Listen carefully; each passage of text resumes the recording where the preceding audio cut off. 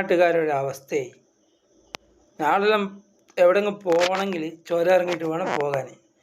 ചുരമാണെങ്കിൽ ഏത് സമയം നോക്കിയാൽ ബ്ലോക്കും മണ്ണിടിച്ചിലും പാറ വീഴലും എല്ലായിരിക്കും. അത്യാവശ്യം സുഖയില്ലാണ്ടായ വരെ പോകാൻ പറ്റൂല.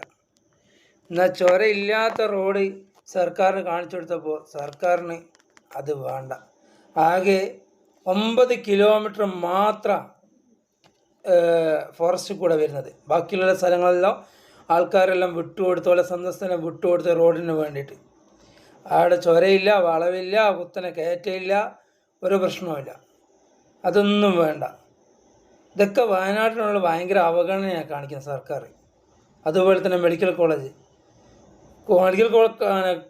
കൊണ്ടുപോകുന്നത് അങ്ങോട്ട് കൊണ്ടുപോകും. അതുപോലെ തന്നെ തിരിച്ച് കോഴിക്കോട് മെഡിക്കൽ കോളേജിലേക്ക് കൊണ്ടുപോകണം. വെറുതെ ഒരു കോളേജ് എന്നുള്ള ഒരു പേര് മാത്രമേ ഉള്ളൂ. വയനാട്